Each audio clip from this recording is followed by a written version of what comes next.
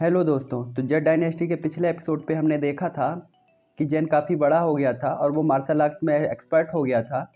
तभी हमें next episode में दिखाया जाता है कि उसके ऊपर बैम्बूज से हमला होने लगता है और वो अपने एक्सपीरियंस से उनसे बचता है। उसकी ये स्टाइल काफ़ी आइकॉनिक लग रही थी। दरअसल ये उसकी ट्रेनिंग हो रही थी और उसके क्लासमेट ही उस पर अटैक कर रहे थे और जैंग उनसे बचने की कोशिश करता है। दरअसल ये ट्रेनिंग सॉन्ग करा रहा है और सॉन्ग ही जैन पे हमला भी कर रहा है। जैन इस ट्रेनिंग में काफ़ी अच्छा प्रदर्शन दे रहा होता है। क्लास के सभी बच्चे जैन पे एक साथ हमला करते हैं, लेकिन वह फिर भी उन सब से बच जाता है और डॉज कर लेता है। लेकिन तभी वे सभी अपनी स्पिरिचुअल एनर्जी का यूज करके जैन पे अटैक करते हैं। तो जैन भी अपनी स्पिरिचुअल एनर्जी को यूज करने की कोशिश करता है, बट वह उसे समन नहीं कर पाता है। लेकिन तभी वो जिस पेड़ पे खड़ा था वो पेड़ टूट जाता है, जिसके कारण वह उनके हमलों से बच जाता है। लेकिन वह काफ़ी निराश होता है क्योंकि वह इसे पावर को यूज नहीं कर पाया था। सॉन्ग उसे समझाता है और बाकी बच्चे कहते हैं कि अभी उस लेवल पे नहीं पहुंचा है जहां पे अपनी स्पिरिचुअल एनर्जी को अनलॉक कर पाए। वे कहते हैं कि हमने काफ़ी कोशिश की, हमने काफ़ी ट्रेनिंग भी कराई, लेकिन ये अपनी स्पिरिचुअल एनर्जी को अनलॉक नहीं कर पा रहा है।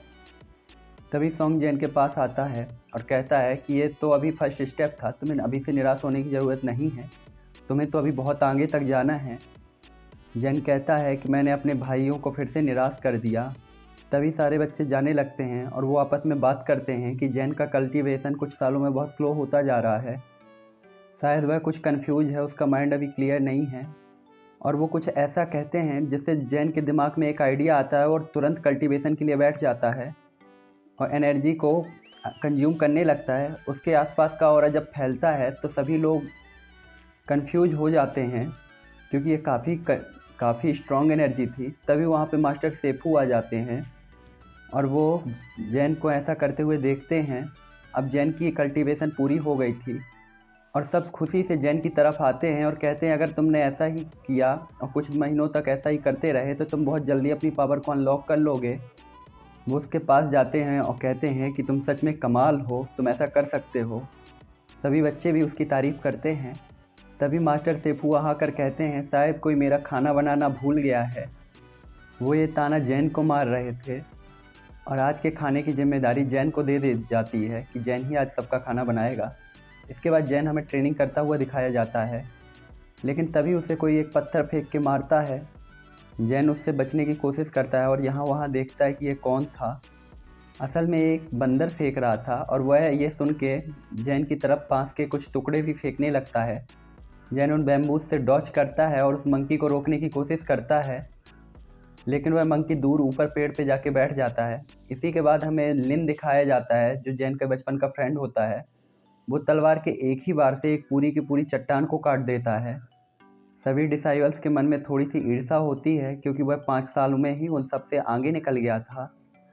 मास्टर भी उसकी तारीफ करते हैं, लिंक काफ़ी जीनियस है।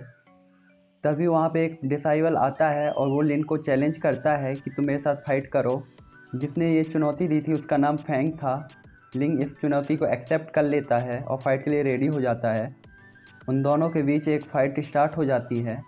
दोनों ही बहुत अच्छे वॉरियर हैं, लेकिन एट द एंड अपना लिंग जीत जाता है और उस वॉरियर के गले में तलवार लगा के कहता है। तभी वहाँ पे मास्टर आ जाते हैं और फैंग को बचाते हैं और कहते हैं तुम में अभी इतनी ताकत नहीं है कि तुम लिंग से जीत पाओ। और फैंग को डांटते हैं और कहते हैं लिंग हाईली क्वालिफाई है, तुम्हें उससे फाइट नहीं करनी चाहिए मूर्ख। दरअसल यहाँ पे मास्टर नहीं बल्कि एक सीनियर आया था जो कि इन सबको ट्रेनिंग करा रहा था मास्टर के कहने पे।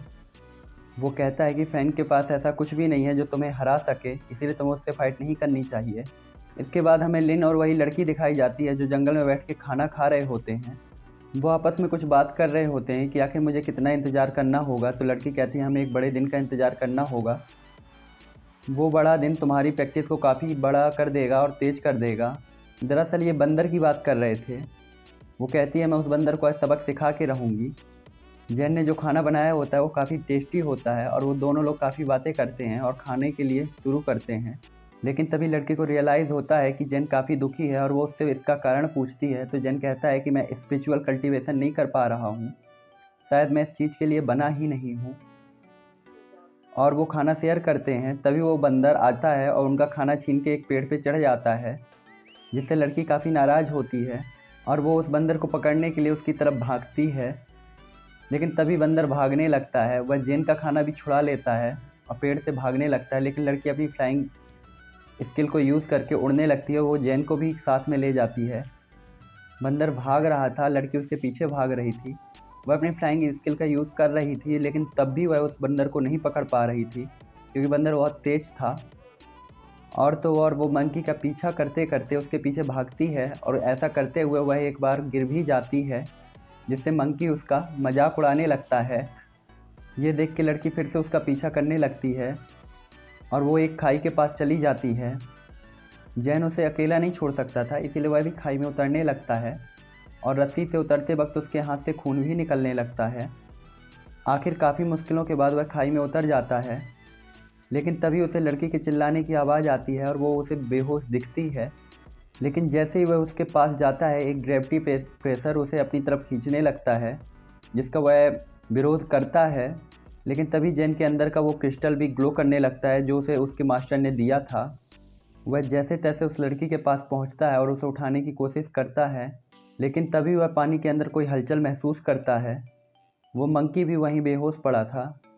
जैन सबसे पहले उस लड़की को उठाता है और उठाकर सेफ जगह पे एक पेड़ के पास रखता है, और फिर वह मंकी को बचाने के लिए उसके पास जाता है और उसे लेके जाने ही वाला था कि तभी उसके अंदर से क्रिस्टल निकल के बाहर जाने लगता है। जैन क्रिस्टल को रोकने की कोशिश करता है और उसे अपने हाथ से पकड़ लेता है, लेकिन वह क्रिस्टल के साथ ही पानी के अंदर जाने लगता है। वह पानी में सांस भी नहीं ले पा रहा था, इसी के लिए वह तुरंत एक फॉर्मेशन क्रिएट करता है जिससे वह पानी में सांस ले सके।